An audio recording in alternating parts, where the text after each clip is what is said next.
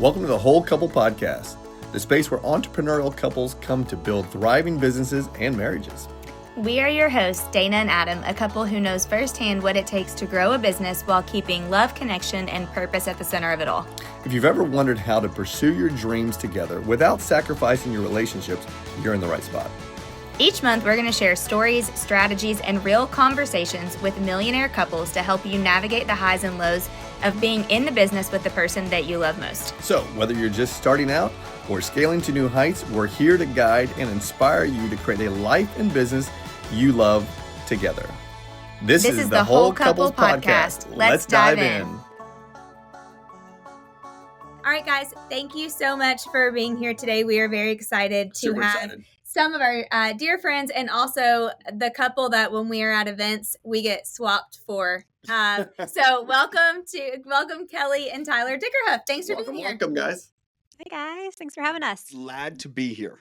Absolutely. It is funny, yes, because we met in the Maxwell world, and you guys were in the health space and we were in the real estate space, and Kelley and I have similar hair colors and features, and Tyler and I have similar hair color and features too. Yeah. Yeah, exactly. or no hair, Or no hair, yeah. and people would come. There's some there.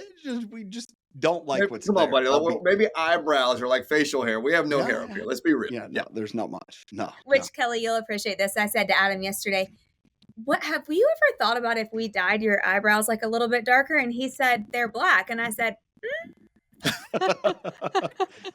Right. That's Tyler's face. Yeah, Tyler's. That's a hard no from Tyler. Yeah. We're not playing makeup on Adam. No. Yeah, I was speaking last week and I forget what I was talking about. Something about like my lines on my forehead. And I'm like, yeah, my wife wants me to get Botox. I just don't know why. Like, what is it going to change about me? I think you're perfect. You don't need Botox. Oh, Maybe that was sweet. Look at that. Tyler, Look at she says the same thing. Yes. not that you're Not that perfect. you're perfect, that I need No. Botox. Man, look at All that. right, guys. Well, we were super excited to have y'all on, and thank you for taking the time to do it. So for people who are listening and watching who don't know you, we just start with a little bit of background. Tell us a little bit about yourselves and maybe kind of how you, from wherever you want to start till today. Go for it. Oh, I'm starting? Yeah, that's you. Yeah. So Tyler and I, we've been married, I think we say 19 plus years. He's the numbers guy. It'll be 20. I'm the here creative this year. of the relationship. It'll be 20 this year. Uh-huh. Yeah. Met 19 years ago, on a blind date, actually. 21 years. Here we go with numbers. But 21 years ago, and yeah, it was a blind date. My sister set us up. He actually walked into his chiropractor appointment and asked her out. She was the front desk girlie. She was engaged. She said, but my sister will probably go out with you. And so she set us up, and we dated for 5 months and engaged 5 months and married 5 months later. So it was a quick turnaround. Wow. But I didn't know that story. yeah. Yeah. It was quick. Wow. Oh my gosh. Love at first sight, clearly, huh? There you go. Yeah, exactly.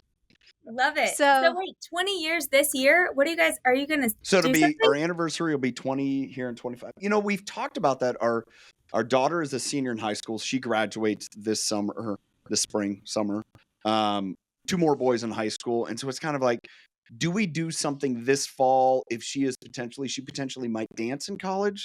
So it's kind of like, do we do something this fall or say, hey, we're going to save that for next summer where hopefully there's more flexibility? I think we're talked hitting a little the bit sweet spot in our life where our youngest will be driving this fall. So we have this new sense. It's kind of like when all your kids are, out of diapers, or you could leave them home and go on date night. Now we have like, we could travel a little bit and not have to call in the nannies or call in the grandparents. So we're thinking about something special for 20. We'll see. Yeah. It's a lot of fun. It's kind of up there. Yeah. That'll be super fun. That period of life is pretty freeing. We have a teenage driver right now and one to be driving next this year, this summer. Yeah. And Dana and I had a mishap in our calendars. Well, it was just an oversight that she happened to be in Kentucky and I happened to be in Utah skiing. And the kids were home alone. This was teenagers, just like 2 weeks ago. And we're like, kids are home alone. And we were like, they're teenagers and they can drive. They'll figure it out for 2 days. And they did. They did just fine. But it was weird because it was the first time, that like one of us hasn't been there with them. We were like, this is kind of weird. Yeah. It wasn't. Yeah. I mean, it's one of those, so often you don't, I would say, enjoy it, but the time together with your kids as you're driving them to and from activities. My oldest son, man, I was pretty much with him wherever he was going sports. My daughter, I would pick her up from dance. Our younger son, it was kind of either one of us, depending on what those other two were doing. But now that the older two are driving, it's just the only person we get to drive around really is our youngest son. And so you miss some of that time with them for sure. Absolutely. But, when my son started driving, I mean, that took 13 hours input into my schedule. Yeah. Just not driving him around to sports every week. And so, there's a balance there because, I was 13 hours of either driving, some engagement, I was helping coach. But it's also, as I had a friend that shared it, we were at a kicking camp last spring, and he shared that time will be replaced when you go on trips with them. And so it's just kind of understand that time's going to be put there. So make it intentional. Well, I think I absorbed that time because I tell moms this all the time. The funnest thing is when they get their driver's license, they call you all the time. They want to chat while they're driving. And it's so fun and special. And it's just a totally different, it's just a different way of connecting. So it's really special. I love that. Yeah. Okay. So true. Will you guys talk a little bit about from the business space? Like, Kelley, I definitely want you to tell your airplane story, and then Tyler talk about like how you were in the dairy industry, but then how you guys kind of came together with the whole Isagenix thing. So however you want to take that, but I do want people to hear your story. Yeah. So, oh gosh, what is it going to be? 13 years in May. I think I got that right. 14 years in May. I was headed down to Palm Springs. My kids were 2, 3, and 4 at the time. So I was in this space. We had moved up to Spokane, Washington to be closer to my parents, help with kind of just the kids and things like that. And I was in a space where previously I was a hairdresser. I loved my job. I loved helping people feel really good about themselves. But when we moved up here, obviously didn't have a clientele, had these 3 little kids. Thinking about going back into the workspace just wasn't quite in the cards for us. And so I think I was feeling that sense of loneliness, not sure what to do with myself, knew I had more to give to the world, but didn't even know at what capacity that could be, because it would be sacrificing time with the kids, sacrificing, finances, looking for daycare, all the things. And so I wasn't really looking. I was teaching some exercise classes on the side, some spin classes, which was great. And I was heading down to Palm Springs with to a girlfriend's bachelorette weekend. And the story's kind of funny, and I'll give kind of the longer version, but not too long.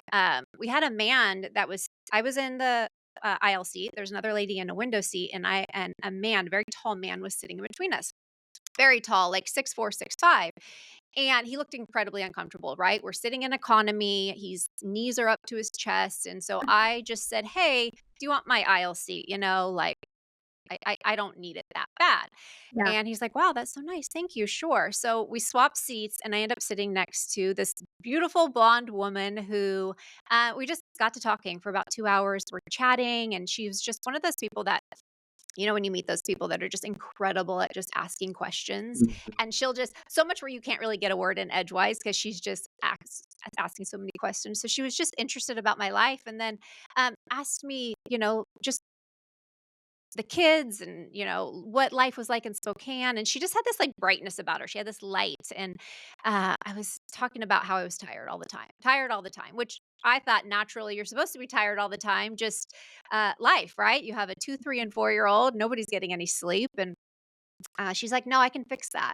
And I kind of she caught me off guard, and I was like, what do you mean you can fix that? She's like, yeah, I have something for you. And that was kind of the end of the conversation. She told me about a detox and a cleanse, and the rest of it was kind of history. And I went home and I Googled this product, and I was like, oh, okay, I guess I can get it on eBay or Amazon. I'll buy it. But she followed up with me and sent me a text and said, hey, would you like to get started on that cleanse? And I said, sure. Not knowing it was network marketing, not really knowing much about network marketing. But yeah, I put the products in my body. They changed my life. And it kind of hit a light bulb in me that I could help other women feel how I was feeling. And, Yeah. organically, that just kind of started our little journey, little Wow. detox. Yeah. I love that story because and the reason why I wanted you to share that is because I do think sometimes people underestimate like what one little random act of kindness can do, or if you are like one little conversation, sure. listening to a whisper and you ignore it, when really if you act on it, like how impacting that can be for your whole life. Tyler, what were you doing then? So 2011, I was still out of college. I started in agriculture. I worked for a firm where I was consulting with dairy farms, specifically doing nutrition was the main focus. So I did that with that company for 5 years, started my own business when Kelley was 6 months pregnant with our daughter, because that seemed like a good idea. And so I was doing that. And part of that is we had moved here to Spokane. All of my business was in California. So 1 week a month, I was traveling down to California for that. In the other 3 weeks of the month, I had taken a job here in Spokane working for a firm that worked with a lot of my clients where they consulted on commodity markets. So they would advise about commodities, helping farms buy those, get them delivered, take possession of them in the cash market. So 3 weeks in the month, I was in an office for 12 hours a day on call 24/7 doing that. 1 week of the month, I was back in California working with my nutrition clients. So I did that for 4 years. He was gone all the time. Yeah. It's just about All to the say. time. Yeah. All the time. Yeah. 6 in the morning to 7 at night. Yeah. And if I wasn't gone, I was on call. Yeah. Yeah. If someone was out of feed, they needed a delivery, there was a trucking issue, I would be on call, and I do miss those days at all. Yeah. And so that's what I was doing when, the opportunity for network marketing kind of fell in Kelley's lap. Yeah. Yeah. And then at what point did you enter it and you guys started doing it together? Do you want the G-rated or do you want the it's not even NC-17. It's just do you want the colorful or after a couple years? We're going colorful. Let's go. Okay. It was after one of we've had two, I would say, major fights in our marriage. Is that fair? Two major fights. Two major, yeah. And it was after this one. So Kelley had been involved in the business for 2 years. I had, supported, whether it was from nutrition questions. I was like, man, looking at the nutrients, ingredients, I'm like, hey, this is great stuff. I'm feeding cows this stuff. Like, this is good. And so it was that sport. I was still in an office. I was still traveling. I would be talking to people about Isagenix, the company we partner with, in my office. I would, had clients that were getting, it started in the business as well. And I had, I think, just gotten back from California, or maybe I was due to go to California. Kelley had just gotten back from Australia visiting her sister who lives there. And I remember it was this Sunday night, and we just got into this huge fight because I was getting busier and busier what I was doing. She was having more success getting busier and busier with Isagenix. And it was like, what are we going to do here? We got kids that are at that point 5, 3, and 2. 5, 4, 5, 6. 7, 5, and 4. Kelley's like, I'm just gonna let you just try to figure it out. Yeah, I was trying to think. It was 2013. And so it's like, well, what do we do? And she's like, well, I'm just gonna quit. And I'm like, no, that's stupid. Because at that point we had success. We were making a couple $100,000 a year. Yeah. And I'm like, that's just dumb. I could see where this could absolutely, provide an income. It's fun. I enjoy it actually more than I do my jobs, my other 2 jobs. And I'm like, I'll walk in tomorrow and quit. And so Monday morning I walked in and quit. And it was quitting a job that I was making well over 6 figures. Yeah. And it was just like, we're on a pathway. Either I'm going to continue getting busier and busier, making it most like a $2,000 to $3,000 a year bonus most out of that business, but on call 24/7, and it's just stressing us out. Yeah. Or, hey, we can go do something together. Yeah. And see what happens with that. That's good. So I walked in on Monday and I quit, and they looked at me like, what? Mm-hmm. And it's like, no, they knew about it. Actually, some of the people in the office were using products. I'm like, no, this is what we're going to go do. So I worked another month, helped them transition. The funny thing is that was a Monday. On Tuesday, Kelley's like, hey, let's go look at facilities. Let's open a gym. Well, you got to understand, Tyler is a busy bee. Like he can't sit. He cannot sit still. And I knew that there was stuff for him to do within the business, but I knew it wasn't enough that he would have gone insane. So, we took our passion of working out, and in his defense, we were just supposed to be investors in that gym. That was the intention. We were the, we'll be involved. We're going to bring the capital, maybe some of the idea. We had someone else, a different couple lined up to do kind of the marketing and or most of the work. And then in October, we were running a gym all on our own. Yeah. Tyler started teaching exercise classes real fast. I did. Yeah. So from cows to people, right? You went from working with cows then to working with the people. Absolutely. Fast forward though to both of you being in the same business, and that's the only thing. Mm-hmm. Well, I mean, when was that the only thing? That was probably the only thing. Maybe 2020. Yeah, 2020. Because you were always doing something else pretty much too. Yeah, because I left my job at the company where I was trading commodities. I prayed for, at that point, I realized that our son, who was 4, I'd missed a quarter of his life. That's tough. I literally missed 1 year of his 4 years. I'd been gone. And it's like, I don't want to be that. I don't want that for my kids.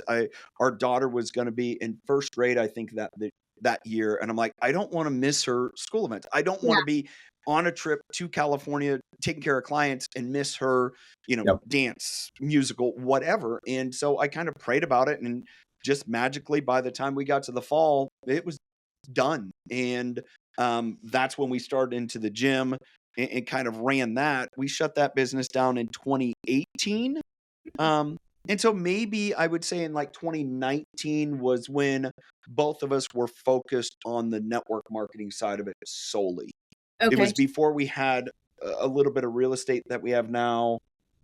I don't think I might have had some cows, like doing some other things, but it was only really that period where it was just the two of us in the business. Okay. Can we just for like a second fast forward? Will you just like not humble with it, but I mean we tell people y'all are like the king and queen of network marketing. But will you just, Kelley, say like how y'all have grown the business to where it is today? Like where, because aren't y'all are like in the top, right? Of the top. How?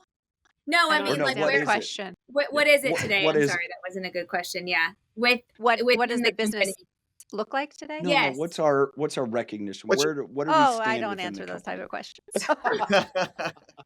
So one of the best. We'll just say definitely one of the best. One of the best. One of the best teams. So with our company, I think we have been in the top 5 as far as income earners for much of the last 10 years. Wow. That's fantastic. And thousands of people, right, that you lead. Yeah, I mean, it's ebbed and flows as network marketing has, but I mean, there's been thousands of people, tens of thousands, hundreds of thousands of people, really. Yeah, wow. That's so neat. So let's go back now as we look at this podcast and we look at our community as a whole, the whole couple, right? Which means that as you all are couples and you're now stepping into business together in 2019, 2020, you have strengths, Kelley. Tyler, you have strengths. You both have opportunities to grow in certain areas. What'd you do? How'd you start the conversation of, honey, I'll do this, honey, you'll do that, and stay married? And do y'all have similar strengths or different? So let me go back a little bit. So we got started in 2011. I was kind of supporting. 2013, I quit those other jobs. The gym is kind of, it'll start at some point, but at that point we're working together. And I was taking my perspective, working with dairy clients, and honestly doing the exact same thing I was doing for dairies, but now I'm doing it for people. And so I started doing that. And Kelley was like, that's not how you do it. And that was the perspective that I got. She goes, this is how I did it. This is how you have to do it. I'm like, that doesn't work for me. And is that fair?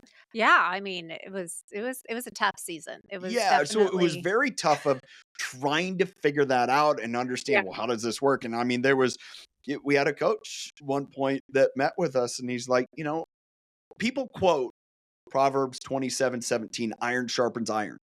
What they don't pinpoint is that creates sparks.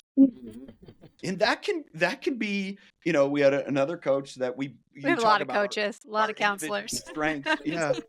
Our individual strengths. We went through StrengthsFinder, and we were working with a coach, and we both have, familiar with StrengthsFinder, we both have command very high on our strengths. Mm-hmm. And the dude's looking at us like, he goes, it's like a stick of dynamite. Yeah. It'll blow things up, and that's good, or it'll blow things up, and that's bad. And I think we've seen, to the extent of a little bit of both. I know I've been talking a lot here, Kelley. Love to hear your perspective, but part of that was understanding, and I would say this is where we're at very much more today, is we have to do our own thing. Yeah. And I told Kelley this before we were, coming on, because we were kind of reviewing a little bit. And I said, the greatest thing is through that journey. And it was probably a good 10-year journey. 8 for sure, of realizing and understanding, man, we had to have our own thing that we were passionate about. Yeah. For me now, it's leadership, podcast, coaching, speaking. And, I had to find that, because that's what my purpose. And yet I would say this, as Kelley's not involved in that at all, doesn't really, is a great supportive wife. That's it. I'm on this podcast because we love you guys. I'm not a podcast girly. I know. You're doing great. I know. Thank you. What I recognize is when we accomplish the most effective, and I would say most impactful, is when we're doing something together, but we get to be in our individual lanes. So good. Yeah, we're very similar. Yeah. I think, for us, it was really, when you think about our strengths, we have some similar strengths and we have some just opposing strengths. And I think that's what works, right? They say opposites attract. But I think it's really figuring those out and then just honoring them and knowing that your partner, like, they really are in the best interest of you. And it's not a competition. It's not a fight. But sometimes through our journey, it took us a little while to figure that out, that it wasn't a competition. Like, we are here to support and flatter each other in whatever those avenues are. But that wasn't easy for us to figure out right at first. No, I mean, it comes back to some of the coaching and understanding my greatest strength is completely antagonistic to Kelley's greatest strength. And her greatest strength is completely antagonistic to my greatest strength. And it's, even working through, whether it's like rocket fuel from Gino Wickman, and realize Kelley is the epitome of a visionary. Yeah. Man, I am super excited to be an integrator when the visionary has a vision and is ready to go. And I'm like, yes, let's make it happen. Yeah. But at the same point, I learned through that process that I can also be a visionary. And so if the visionary, and I'm looking at you like, dude, that's not going to work. Then all of a sudden I take the bull by the horns and go the other direction. And that was a few times where there were sparks. Yeah. But you guys, this is so good because, first of all, there are a lot of people that we have listening and in our community that they already work together and they're struggling. Like, they aren't as far down, the road as y'all are with it. And so I think that's good for them to hear, because they think that it's roses all the time, and it's not. And then there are other people who they want to work together, and one of them still maybe has a job. And so they aren't willing, they haven't been willing yet to like actually pull the trigger and make it go of them being able to do something together, because they're scared. So that's one of the whole reasons why I really wanted to have you all on here, is because it's difficult. I mean, it's not easy all the time. And yet you still have been able to raise 3 beautiful, successful kids, and 20 years is incredible. And you have a thriving businesses too. And I just think, it's not an everyday perfect thing. Sure. But there are so many people that are striving for that. And that's kind of what we're trying to do is. That's right. So what would you say that you guys do, whether specifically or more macro standpoint? Entrepreneurship is not easy, right? There's a lot of moving parts, and it's a continual moving part.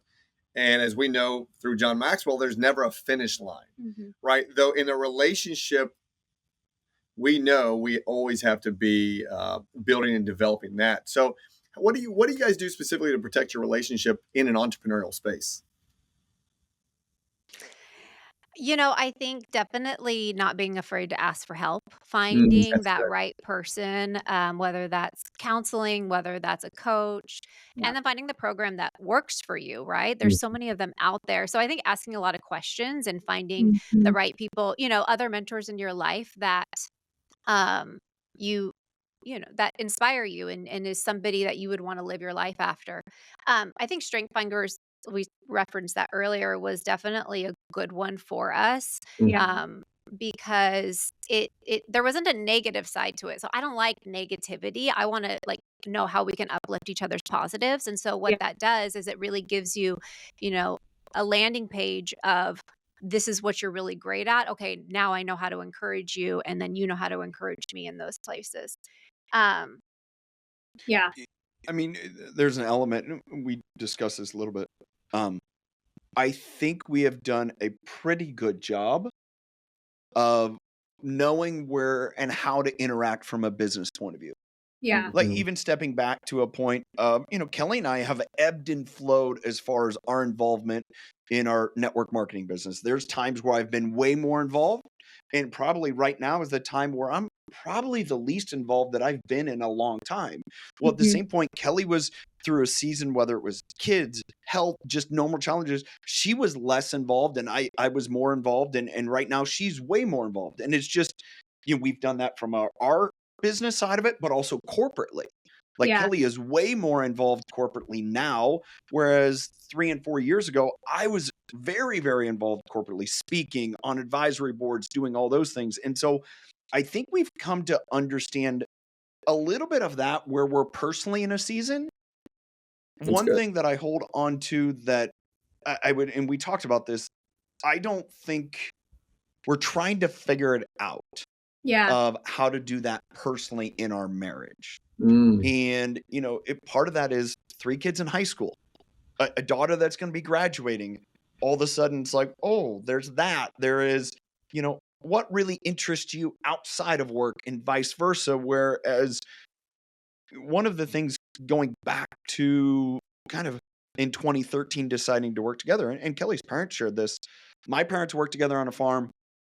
Kelley's parents has worked together in their business for going on 30 years. And one of the things that they shared, Kelley's parents, is like, you either figure out how to work together or you're going to work apart. Yeah. Right. And we were at that precipice, and it's like, all right, we're going to figure out how to work together. And where I think we finally got to a point where we maybe are comfortable doing that. It's the challenge of, man, how do we, take the rest of this life and integrate it? And it's hard because, as much as we try to do things together, Kelley has completely different interests than I do. Yeah. And that's a big question that we get is like, what if you have 2 separate interests? We should have had that as a question, but because we get that a lot. Like, what do you do if your interests are totally separate from your partner's? What do you think, Kelley? Yeah, and our work styles are different. So Tyler's a big team guy, right? He loves a group of people and I'm a swimmer, I'm a tennis player, I'm a golfer. Like, I want to do it all 100% on my own. And I know that's not, the greatest thing in the world, but figuring that out has been challenging in itself. Yeah, that is. But, I'm going to ask the question because I'd love to know. Oh, gosh. Like, how do you, good. I mean, in regard to what I was saying is this idea, like what they were talking about, balancing our interests. Yeah. What do you think? How do you think we've either done that, or what do you think we need to do, or where the challenges have been? Balancing our interests, personal interests? Yeah. Well, I don't want to feed the cows with you, and I don't want to shovel SHIT. Can I say that? I'm right there with you, by the way. That would not interest me either. Yeah, honestly, for me personally, I've seen the things that bring you joy, whether that's sitting next to you while you're watching a football game, or Yeah. I've tried to golf with you, but I don't think I think it's just seeing what brings the other person joy and then trying to mold yourself into that. I don't think Yeah. it's necessarily like, it can't be forced. Mm-hmm. Yeah, I think what I'm thinking of as you say that I feel like you want to answer your question for me. no, I'm like thinking that last piece is, I think when you force it, that's when you get resentment. Oh, Yeah. big time. And, Big time. like you guys, met us through the Maxwell stuff. Kelley's been there for some.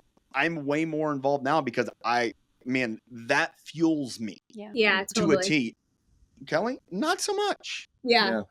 Yeah. I mean, I always get amazing stuff out of it when I do attend any of the events, but Tyler's the extrovert and I'm the introvert. I'm just Yeah. a little bit more, quiet. and that fuels you, and that's great. I'm more of I love to sit on a living room floor with a bunch of like tired mommies and just mentor and talk to them in that way. It's just a different style. And It is. I think that's okay. I honor and respect, how you've done it because you're so great at it. And I think vice versa. And there's been again, I mentioned it earlier, and we had to learn that was okay. Yeah. Mm-hmm. Because again, from Kelley, when she got started into the specific business of network marketing, she's like, well, her mentors did it a certain way and they told her this is the way you do it. And so she would go to me and, Tyler, you have to do it this way. And I'm like, that doesn't work for me. That's not my strength. That's not my personality. I enjoy, being in front of a room. I enjoy speaking. It's natural. It's easy for me. Kelley does not like to. She spoke last summer, had an opportunity. Although I heard she crushed it. She did. And yet there was a little bit of tension there because for several years, she's like, I don't know why you're doing that. You just want attention. You just want the ego. I'm like, no, it's easy for me. And I find fulfillment connecting with people. Like, here's an example. And again, I think it's understanding each one of those strengths, but how they can support each other. Kelley and I very many times will be in public, wherever else, and I will be talking and saying hi to people because I recognize and I remember people and remember people's names. And Kelley's like, how do you know them? I'm like, I just what I do. No, he's a great connector. And, even last week I was, I had the opportunity to speak for some of my coaching clients at their organization. And the two people that are my coaching clients that work there, they're like, people were blown away that you remembered people's names. Yeah, that's a superpower for sure. I was like, okay. I mean, they're like, no, that's who he is. Mm-hmm. And then I stop and realize, that is a little bit me, but it's also being fostered within the Maxwell community. Mm-hmm. That's what John's great at, but that's what the entire community is great at. I do a podcast 2 days ago. Very notable person, a well-accomplished artist. And he goes, author, and he goes, that is the one thing that John has taught him that has changed him. He used to fly into events, speak, and leave. And I'm like, I would feel dead inside if I did that. That's just not who I want to be. And it comes back to that is one of my strengths. So if I get to do that stuff, man, I am excited on fire. Kelley, at the other point, if you expect her to go do that, she's going to fight it just because that's not her superpower. You want to get deep down, like really understand someone's belief, their heart, their why. She's your person. Yeah. Did I do that? Some of that, but it doesn't, I don't want to say force it. I have to work at that. Whereas Kelley, it just happens. Yeah. And I think those situations, it just feels often small talky to me. And that's, I don't want to talk about the weather. I want to know what makes your heart beat. And if you can't get there, it does. It just kind of feels not a waste of time, but kind of. Yeah. Yeah, absolutely. But you know what? Like, that's a great example of two different qualities that are both really impactful, that you guys connect with people in different ways, that I think is so good. Because if you connected with everybody the same exact way, you would miss the connection with people. So true. Will you guys talk about, this is a huge question we get a lot, is handling conflict. Like, how have you guys handled conflict, or how do you? Oh, is Tyler leaving? Tyler's out. Tyler's leaving. I'm out, guys. Henry and Kelley, you get Henry and Kelley. I'm out. Henry. So Tyler's an Enneagram 8. You know, the other day I was on a podcast and someone's like, "Oh, you're an 8." I'm like, "Dude, I've said 6 words." Surprise, surprise. I'm a 7. I don't mind conflict, but we have to get to an ending point. Like, we have to get to a spot where there's a solution. I do not like problems without solutions. And so if it feels like there's not going to be a solution, then that conflict, I will probably have a tendency to walk away. I don't remember which counselor was it that talked about, it's identifying when you're in conflict and when you're going to shut down. It's identifying a sense in your body, right? So I know when that conflict, there is going to be no resolution. It's when the hairs on the back of my neck stand up and I know I have to walk away for, it can be 5 minutes, it can be 20 minutes. I have to recognize that in my body. And it was so helpful learning that, because otherwise he's just talking to, he's talking to nothing, a shell. Yeah. So we're opposite of most men and women. He's the talker and I'm the quiet. And it's not even necessarily quiet, but I just don't have a lot to say, where he can talk all day long. And so that took a while for us to figure out. Early on in our marriage, when I was a hairdresser and he was on dairies all day, we thought it was that way because he never talked to anybody. He only had the cows to talk to. And I was talking all day in my chair But we actually realized later on in life, that's actually how we're wired, where he's just more of the chatty one and I'm more of the quiet one. And so really figuring out, like, obviously communication, like we all know that that's the answer to any type of conflict. But again, I go back to what I said earlier. I think it's really, really, really important, if you want to make any type of conflict or anything work, realize that the other person, your spouse, has your best interest. Like at the end, they want resolution for this. And if you can, manage your expectations with that, you can truly get through anything. And so that's been the biggest thing for me. He hates when I say this, but I have zero expectations anymore, because I lived a life with high expectations for others. And that always left me disappointed in people, disappointed in him, disappointed in our marriage and the way things work. So he likes me to say I manage my expectations, but it's really been a lot more simple for me to just really let go of those things. And then we can have those conversations better, I feel like. Did you read the Let Them book by Mel? That's what that reminds me of, Kelley. How it's so funny. I've had so many people reference me. They say they read that book and it reminds them of me. And I have not read it. Yeah, because it's I guess it's just natural. I actually almost wanted to post that on my social media the other day. I was like, what was everybody doing before the Let Them book? Weren't we all already doing this? Yeah. Right, sure. I feel like so, no. I haven't, I mean, for so many people, it's been so freeing. Actually, it's right above your head. Yeah, I know. Funny. But yeah, that's true. Like what you just said, that's basically what she says you should manage your expectations, but when you have really high expectations all the time, like you're just going to walk around disappointed. That's right. So, what's interesting about that, and that was, I think, going back to some of our earlier conflicts is, with my intensity, it can, I have high expectations of myself. And then what I had to learn through coaching and everything else is it comes across that it's on others the same way. Yeah. I'm like, no, they're on me, but I want to encourage you to get there as well. And, it was a little bit of managing. And, that was one of the early lessons, especially in the Maxwell, development of growth, is me recognizing that my intensity put off such an ultra high expectation for others that they felt like they could never meet. And so they thought it was all about me. Yeah. And, so it was coming back and adjusting. And I think managing those expectations where I had to learn how to slow down so other people didn't feel that pressure. And I think, when I share with Kelley, it's like, hey, it isn't no expectations. It is just, either at that point it's misaligned or align your expectations. And I think that is every single relationship you go through, whether it's a spouse, whether it's anyone else, it's like, have the conversation first and foremost, set the expectations. So that way, hopefully you exceed them would be the intention. Yeah, that would be the hope. But in some areas, you have to almost categorize those expectations. And so it may be a a certain one of like, no, this is actually something that my partner isn't going to fulfill. And it's easier if you say 0 expectations in that, because maybe it's never going to happen. Yeah, but I think that's managing and aligning those expectations. Either there's a difference, like I'm never doing that, or it's like, man, that's a bit of a struggle for me, because it's I have to be highly intentional. And I think the reality is that, Kelley mentioned this earlier, is that going with the idea that your spouse, the other person, wants the best for you. Yeah. But also knowing that's not usually going to show up. Because we get into the pressure of business, the pressure of all the other things. And quite honestly, as a society, so much is we attack the thing that's in front of us right now. Yeah. And sometimes that may be a text message, a phone call, something for business, whatever it may be.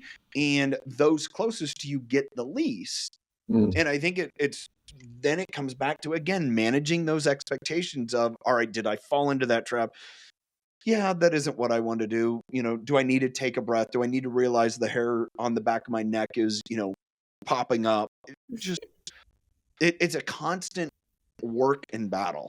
It really is. One thing I love that you all said, which I'm almost positive every couple we've interviewed has said, that throughout their relationship, they've had multiple coaches, relationship coaches, counselors, that they haven't gone at it alone, I guess is what I'm trying to say. Like they have invested in those other relationships to help them every single, no matter if they've been married a short time or 40 years. Sure. Everybody has said that, which is kind of cool. Which is why I love that you guys are doing this podcast, honestly, because I think it's really, really hard to find. It is. Yeah.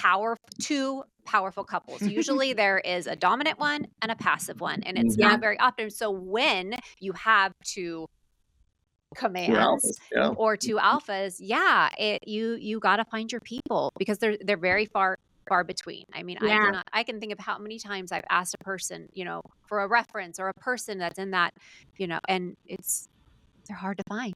Well, we learned that before we got married, when we very started dating, and Adam hired a relationship coach for us. Actually, he said, I hired us a coach, and I'm like, really? For who? And he's like, his name's Flanagan, and which we're having him on here, so he'll have to tell the story.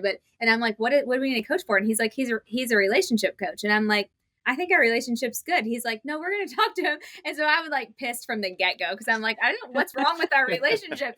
Then we get on and we start to work through these exercises with him, and we find out that I actually have masculine energy.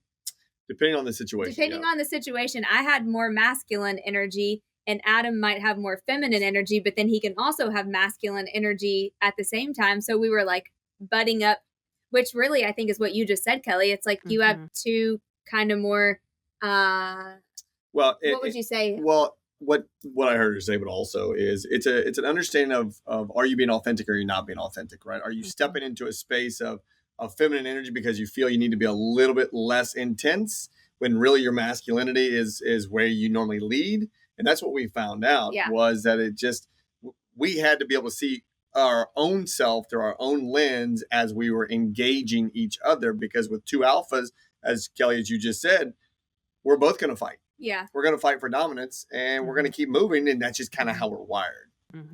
Yeah. It's interesting for sure. Very, very interesting. Okay. Before we wrap up, so 2 more quick questions. One, we had a selfish question, because your kids are a little further down the road than our kids. So teenage parenting advice. Yes. Oh, we could write a book on this one. Really? We could? Or just put out our notes? I mean, this is not a good question today, because I think I'm fighting with all my kids now. Let me jump in here first. Kelley and I were raised completely differently. Yeah. Oh, wow. Okay. I was raised very much by I didn't have a curfew. My curfew is you're getting up at 4:30 in the morning. And it was more of consequences, making those choices. And it was, what I would say is I never had anything I hear about people that rebel. I didn't have anything to rebel against.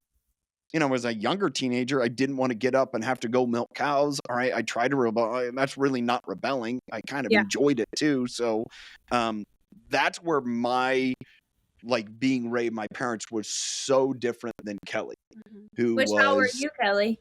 Much more like strict, and I would say more iron fist. That's how I describe it. Iron fist. Yeah, yeah. And I think what's been so beautiful is, again, just remembering, I mean, there's that TikTok that goes around all the time of like, it's your mom's first time living too. It's your dad's Yeah. first time living too. They're doing their best. They think Right. what they're doing, whether it's parenting out of fear and that feels controlling, and et cetera, et cetera. But I think what we've been able to do well is pull the positives of both of those and kind of put those together. Yeah. And with kids, I think the number one thing is they just want to kind of be heard. So listening a lot is Yeah. so important. And then honestly, Well, there's one. Go ahead. okay, but I'll let you go. Yeah. But I think really just speaking about for anything like when it comes to consequences or when they're kind of pushing against what you think the best advice is just talking to them about the heart issue. So I was raised in a very Christian home, and Yeah. while that's great, everything was according to the Bible. And while I think the Bible's amazing, I think coupling that with actually the heart issue that is the why behind it. So why could this hurt you, or why would there be consequences to this?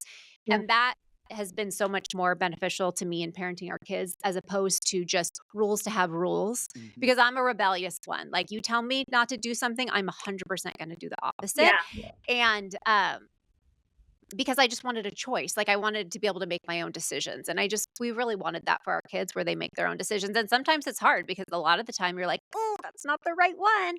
But being able to talk to them about the heart issue and letting them fall and figure out how to pick themselves up, I think is really powerful, and it's going to make great adults one day. And then just teaching them always to be kind. Like, that's all I want. Like, just be a kind human. Yeah, we say that too. How have y'all navigated like them let me think of the best way to, like, you could give them anything really, that they wanted. How do you feel like you've navigated them having a great and happy life with also being having a work ethic? And I guess the reason why I'm asking is because I feel like a lot of kids now are so spoiled, and it's like they come from, and then you're like, hold on a minute, we want you to still have like a work ethic, and you still need some drive. And anything y'all would say on that advice? It's hard.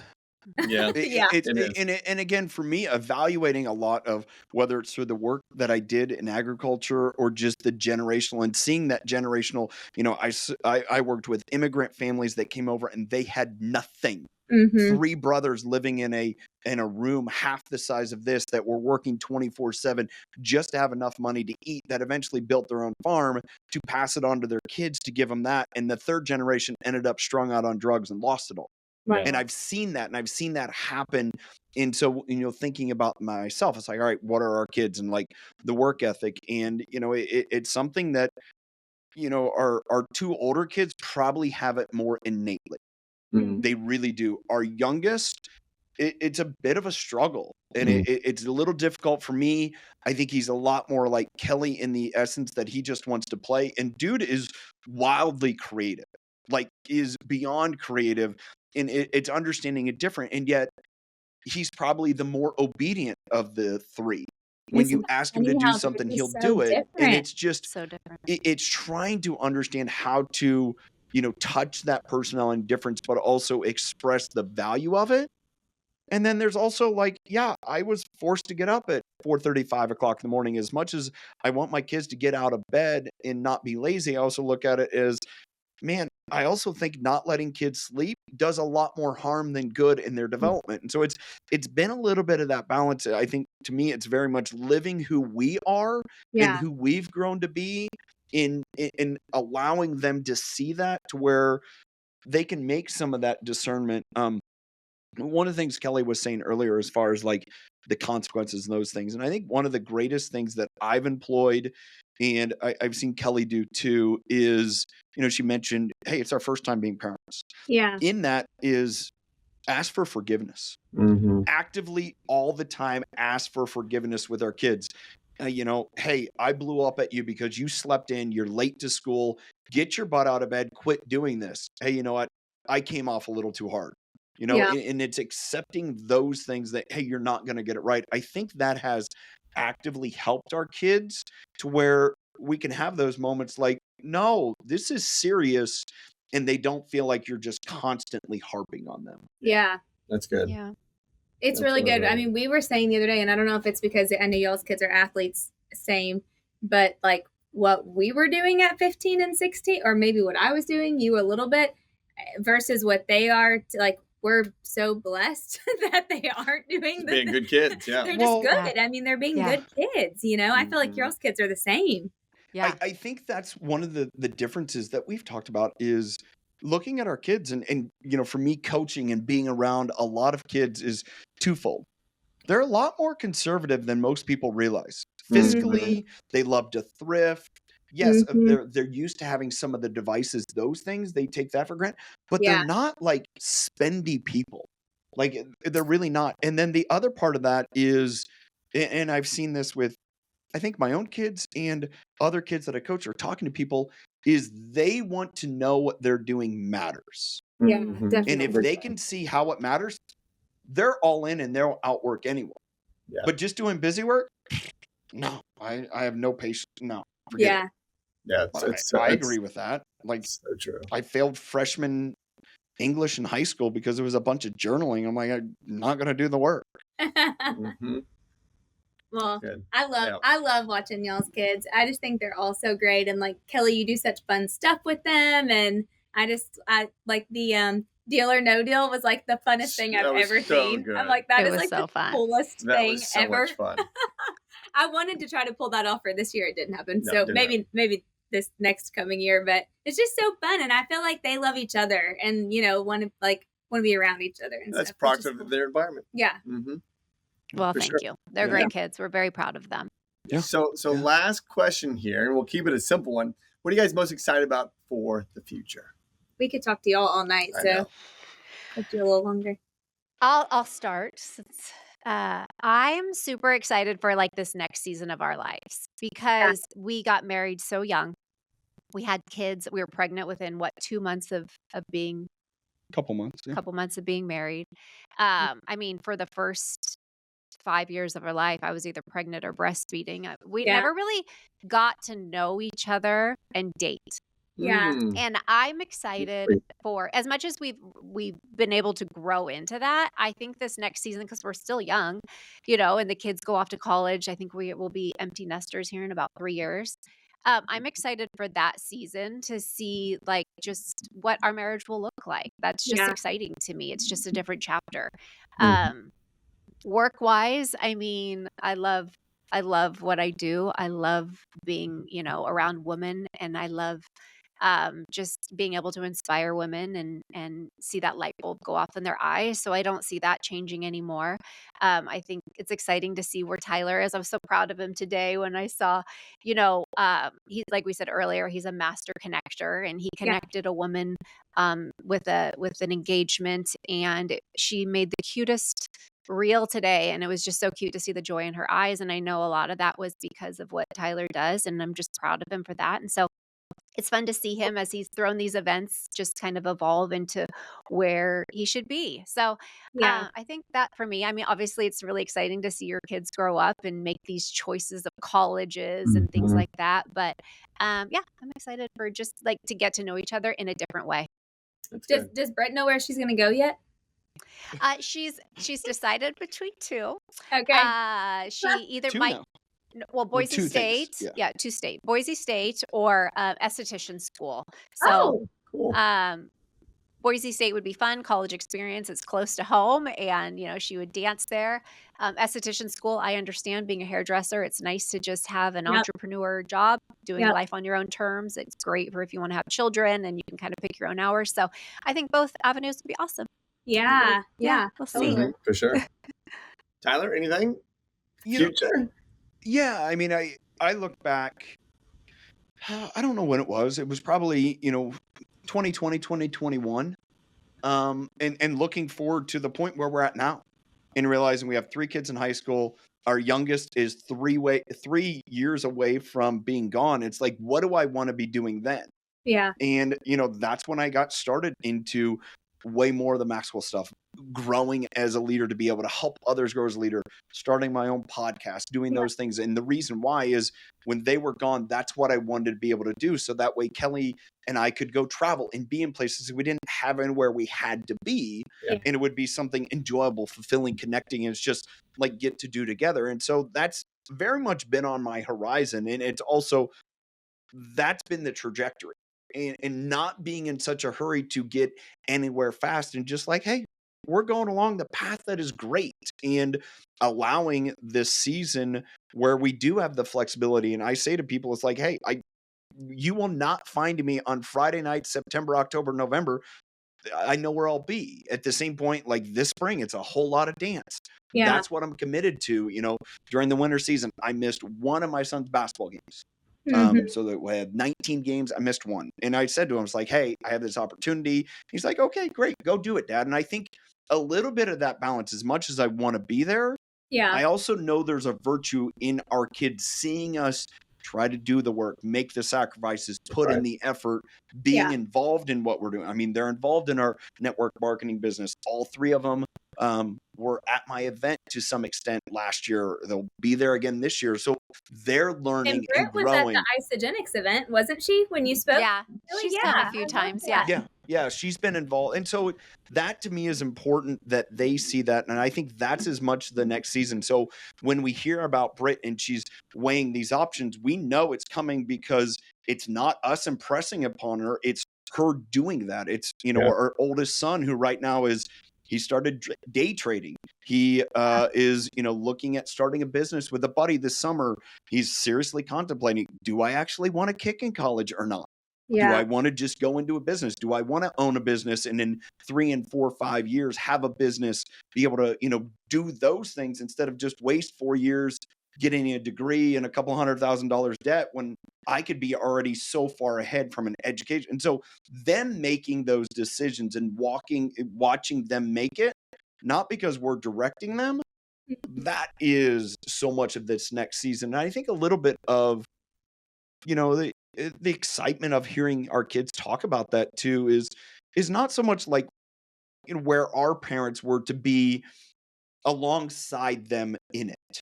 Yeah. Meaning not tell them how to do what to do, but hey, you want to start a business? Great. Let's, if you're looking for a partner, might be interested. Yeah. If it's not me, how can I help you find a partner? Like go and help that, grow that, and not say, well, this is what you have to do. Right? Yeah. I love that. I think it's so good. It's really good. Awesome. Well, thank you all. This has been so good. Yes. Thank you all so much for being on and just being willing to share and answer questions and go Did an amazing job. Off topic and everything. I know it'll bring a ton of value to everybody, and hopefully we'll get to see you guys soon. And with our listeners and the community, if they want to come follow you guys and learn more about you, learn maybe more about Isagenix, learn more about what they can do to connect with you guys, where do they find you? Do you want us to send them? We'll link your Instagrams, but is there anywhere else, Kelley, too?